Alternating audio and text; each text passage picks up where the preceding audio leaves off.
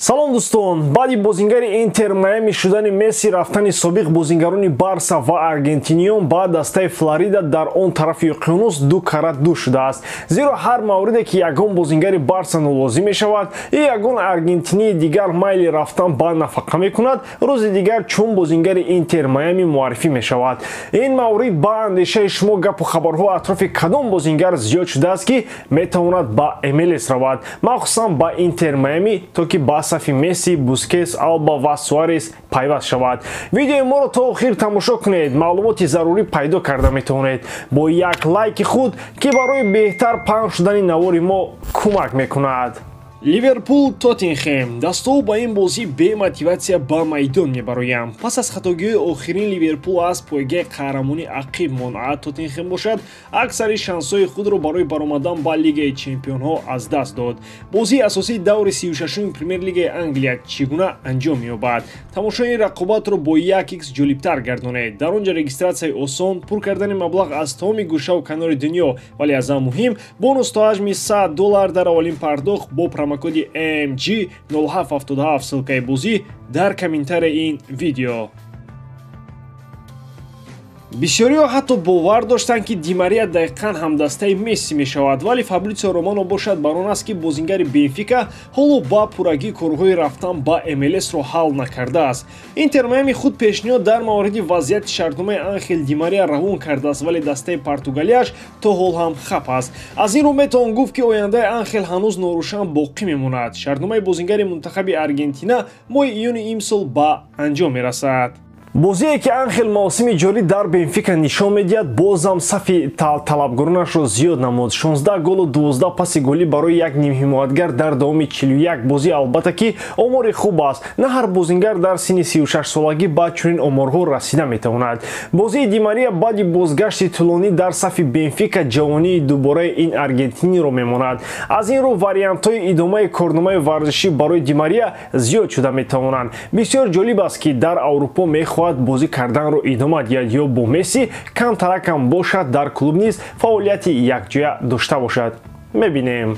Аммо новобаста аз кӯли сару садо оиди рафтани Ди Мария хабаре аз ҳама муҳимтарини футболӣ барои ҳама ин албатта ки ҷудоии миёни Марко Ройс ва Боруссия хоҳад буд. Тасаввур кунед, легендаи Дормунд ва яке аз маҳбубтарин футболбози олмонӣ ҷоизаи ба даст наоварда меравад.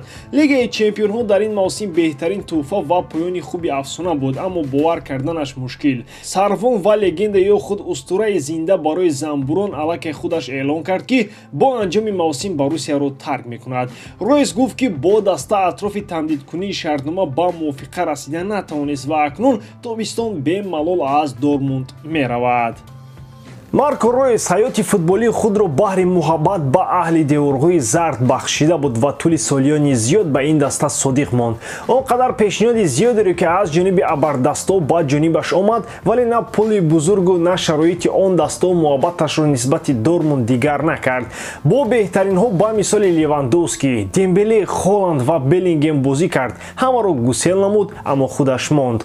Дар доми 14 соли баромад дар сафи дастаи Дормундӣ афтишу хистанҳои зиёдеро аз сар гузаронид, вале бо гузашти солҳо ва зиёд шудани сину сол фурсати рафтан ҳам фаро расид. Шумораи зиёди ҷароҳатҳо албатта ки Ройсро дар масири маснади варзишӣ зиёд ғам доданд, вале ӯ агар шикастагиам бошад, то ҳол рехтагӣ нест. чӣ тавре медонем, ин мавсим ӯро каман дар кам дар ҳайати асосӣ медидем ва ин ҳам ишораи аз аввал барои рафтан буд. соли гузашта албатта дастаи ӯ пуралам ҷоизаи қаҳрамонӣ дар Бундеслигаро аз даст дод, вале имсол тими ӯ метавонад то финали Уэмбли дар Лигаи Чемпионҳо равад. чӣ тавре Ройс мегӯяд, дастаи ӯ зиёд мехоҳад ба Уэмбли рафта аз он ҷо бо қаҳрамонӣ баргардад. Кӣ медонад, хайрбоди ӯ бо Боруссия мумкин ки хотирмону таърихӣ сурат бигирад. Дастои МЮ ва Бавария метавонанд мураббӣ иваз кунанд. Баъди оне ки Ралф Рагникам дар қатори Зидан бо мюнхениҳо хушрӯ гап назад, акнун онҳо гӯё ки Тенхагро хуш карданд. Аз ҷониби муқобил бошад, Тухели баъди тобистон бекор метавонад ба МЮ равад.